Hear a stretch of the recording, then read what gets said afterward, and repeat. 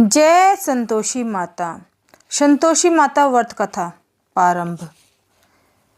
गुरुर्ब्रह्मा गुरुर्विष्णु गुरुर्देव महेश्वरा गुरु साक्षात् परब्रह्म तमसे श्री गुरुवे नमः। नमः गजानन भूतागणादि सपितु कपितु जम्बू फलभक्षणाम उमाशुकम शोक विनाशकारकम नमामि विघ्नेश्वर पद्मपंकजम। ओम संतोषी महामाया देवी नारायणी नमस्तुते। श्री संतोषी श्रोतम। ओम श्री संतोषी महामाया चतुर्भुजा वर प्रदाम गौरणी हंस सुक्त शुभे भूषताम सर्वेश्वरी जगदात्री सर्वत्र दुर्गति नाशनम प्रणाम संतोषी सुख शांति प्रदायिनी दुष्टन करणी महागौरा शभय नाशिनी धन धान्य सिद्धि प्रदा भक्ति मुक्ति दायिनी कलित दुखित नाशनी पतित उदारणी भक्तजन तारणी प्रणाम संतोषी जगत सर्जन पालन करनी का कालिका चंडिका श्री दुर्गति नाशनम महालक्ष्मी महासरस्वती वैष्णवी सुरेश्वरी गणेश नंदनी गणेश वंदनी नन रूपेण पूज्यताम प्रणाम संतोषी कृपया सर्वदा साधनम। श्री संतोषी श्रोतम संपूर्णम। श्री संतोषी माता जी की कथा प्रारंभ। जय संतोषी माता। सिद्धि सदन कुंजन गणनायक महाराज दास आप काहू सदा कीजिए जन के काज। जय शिव शंकर गंगाधर जय जय उमा भवानी शिवपति राम जी कृपा हरि राधे कल्याणी। जय सरस्वती जय लक्ष्मी जय जय गुरु दयाल देव विप्र को संजय भारत देश विशाल। चरण कमल गुरुजन के नमन करूँ माँ आशीष माँ घर सुख संपत्ति भरो देकर शुभ आशीष। एक बुढ़िया थी, उसके 7 बेटे थे, उनमें से बड़े 6 कमाने वाले थे, सबसे छोटे बेटा निकम्मा था। बुढ़िया माँ 6 पुत्रों की रसोई बनाती भोजन कराती और पीछे जो कुछ बच जाता था वह सब 7वें को दे देती थी। परंतु वह छोटा बेटा मन का भोला और सीधा था, कुछ मन में विचार ना करता था। एक दिन वह अपनी बहू से बोला, देखो मेरी माता जी का मुझ पर कितना प्रेम है। वह बोली, क्यों नहीं, सबका जूठा बचा हुआ तो तुम्ही को खिलाती है। वह बोला, भला कहीं ऐसा हो सकता है, जब तक मैं अपनी आंखों से न देखूं मान नहीं सकता। बहू ने हंसकर कहा, देख लोगे तब तो मानोगे। कुछ दिन बाद बड़ा त्योहार आया। घर में 7 प्रकार के भोजन और चूरमा के लड्डू बने। वे बहू की बात जांचने के लिए सिर दुखने का बहाना कर पतलावश और रसोई में सो रहा। जब छायों भाई भोजन करने आए तो देखा माँ ने उनको सुंदर आसन बिछाए हैं और 7 प्रकार की रसोई परोसी है। आग्रह करके उन्हें जीवती है। वे देखता रहा। जब छायों भाई भोजन कर गए तब बुढ़िया माँ ने उनकी जूठी थाली में से जूठे लड्डुओं के टुकड़े उठाए और मिलाकर एक लड्डू बनाया। जूठन साफ कर माँ ने सोए हुए छोटे बेटे को पुकारा, उठ बेटा, 6 भाई भोजन कर गए, अब तू ही बाकी है, उठ ना, कब खाएगा। वह कहने लगा, माँ मुझे भोजन नहीं करना, मैं परदेश जा रहा हूँ। माता ने कहा, कल जाता हो तो आज ही चला जा। वह बोला, हाँ हाँ आज ही जा रहा हूँ। यह कहकर घर से निकल गया। चलते समय बहू की याद आई। वो गौशाला में कंडे थाप रही थी। वहां जाकर बोला, दोहा, हम जावे परदेश को आवेंगे कुछ काल, तुम रहियो संतोष से धर्म अपनो पाल। बहू बोली, जाओ पियानन से हमरे सोच हटाए, राम भरोसे तुम रहे ईश्वर तुम्हें सहाय।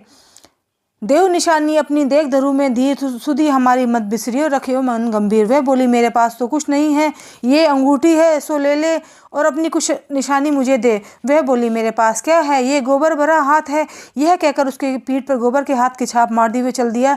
चलते चलते दूर देश में जा पहुंचा। वहाँ एक सोकार की दुकान थी। वहाँ जाकर कहने लगा, भाई मुझे नौकरी पर रख लो। व्यापारी को जरूरत थी, बोला रह जा। लड़के ने पूछा, तनख्वाह क्या दोगे। सोकार ने कहा, काम देखकर दाम मिलेंगे। उसे सोकार की नौकरी मिली। सवेरे 7 से रात के 12 बजे तक वह नौकरी करने लगा। थोड़े ही दिनों में वह दुकान का लेन देन, हिसाब किताब, ग्राहकों को माल बेचना, सारा काम करने लगा। साहूकार के 7-8 नौकर थे, वे सब चक्कर खाने लगे। ये तो बहुत होशियार हो गया। सेठ ने भी काम देखा और 2-3 महीने में ही उसे अपने आधे मुनाफे का हिस्सेदार बना लिया। 12 वर्ष में वह नामी सेठ बन गया और मालिक सारा कारोबार उसके ऊपर छोड़ बाहर चला गया। अब वहाँ बहू पर क्या बीती सो सुनो।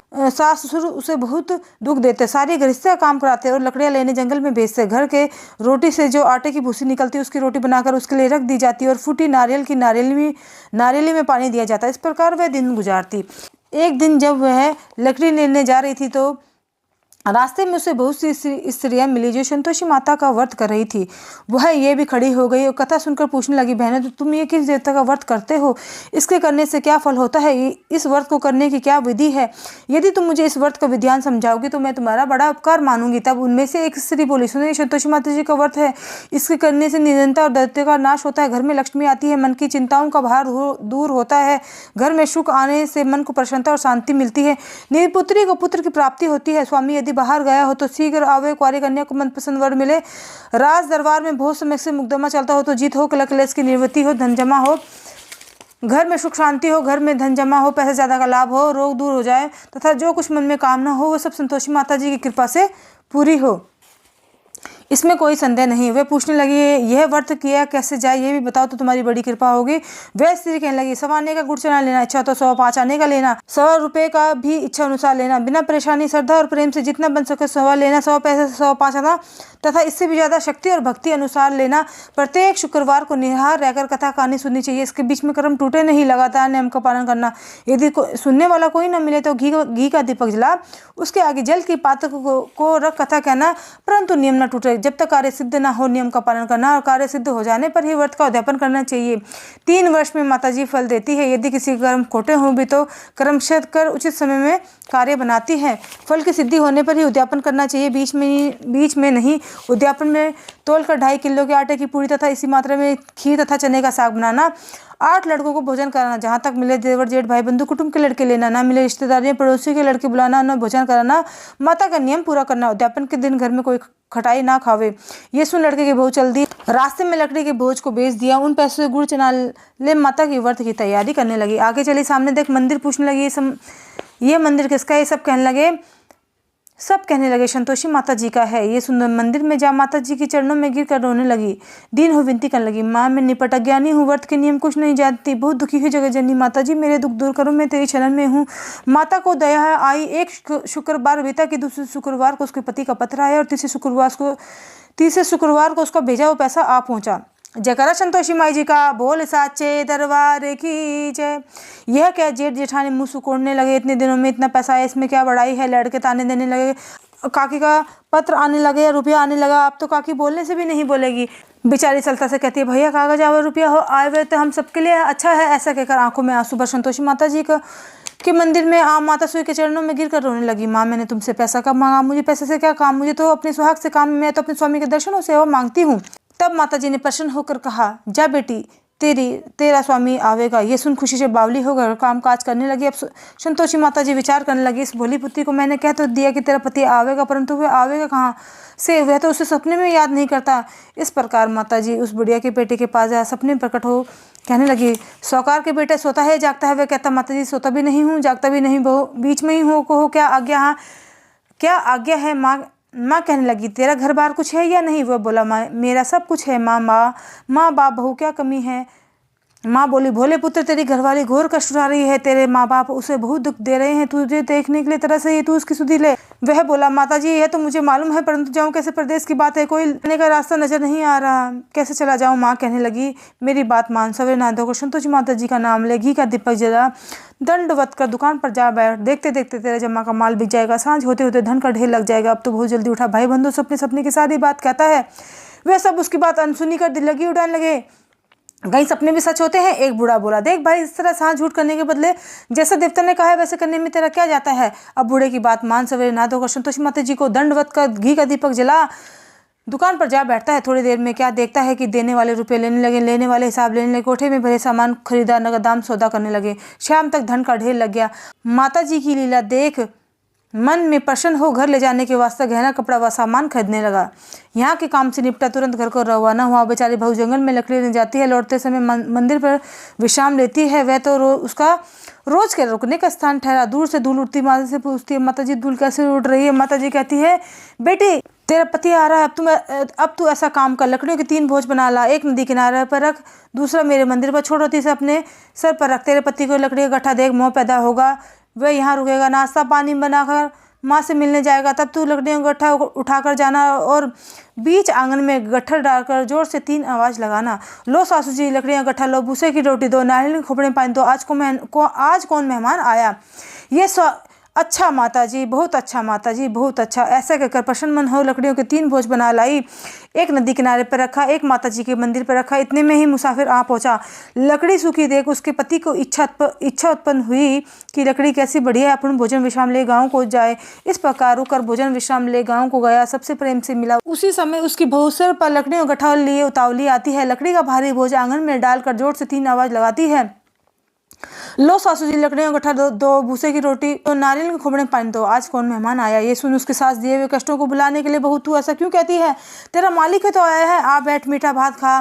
ये कपड़े गहने पहन। इतने में आवाज़ सुन उसका स्वामी बाहर आता है और अंगूठी देख व्याकुल हो जाता है। माँ से पूछता, माँ ये कौन है? माँ कहती है, बेटा ये तेरी बहू है। आज 12 वर्ष हो गए हैं जब से तू गया है, तभी से सारे गाँव में जानवरों की तरह भटकती फिरती है, घर का काम काज कुछ करती नहीं, 4 समय अगर खा जाती है। अब तुझे देख भूसे की रोटी और नारियल के खोबड़े पानी मांगती है। वे लज्जित हो बोला, ठीक है माँ, मैंने इसे भी देखा और तुम्हें भी। अब तुम मुझे दूसरे घर की ताली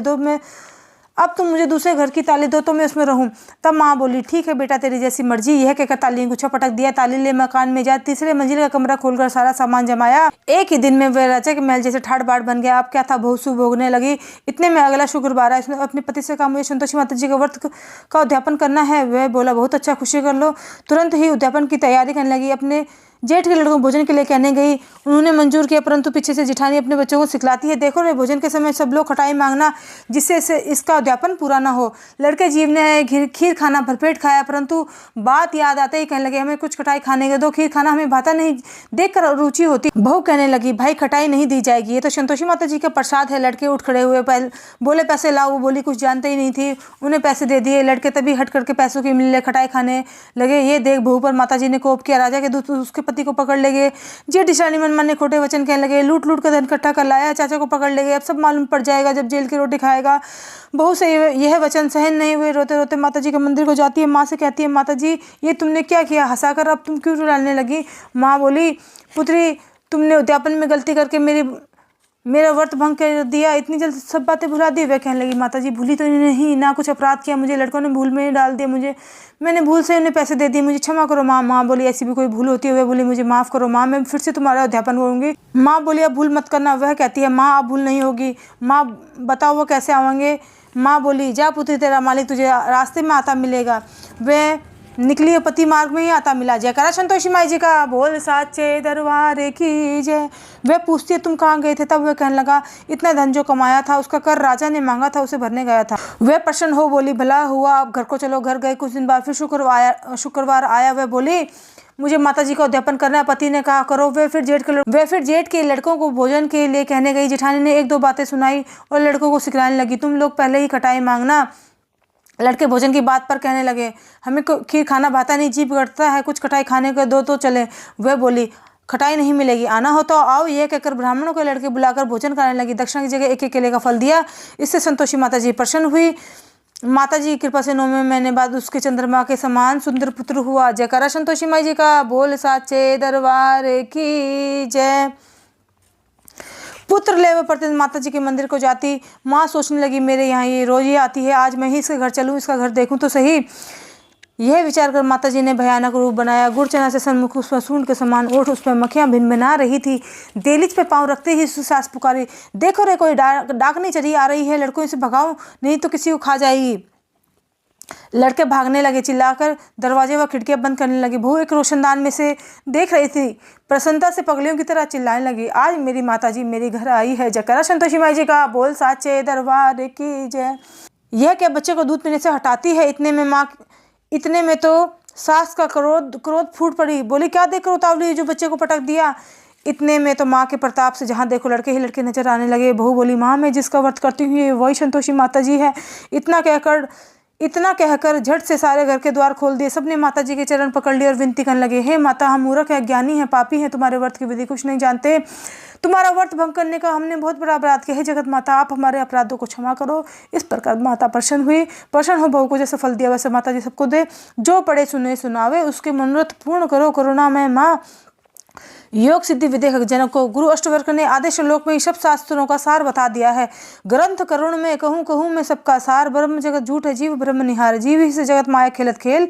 ब्रह्म रूप पहचान, लोक कटे जगत की जेल। जय संतोषी माता।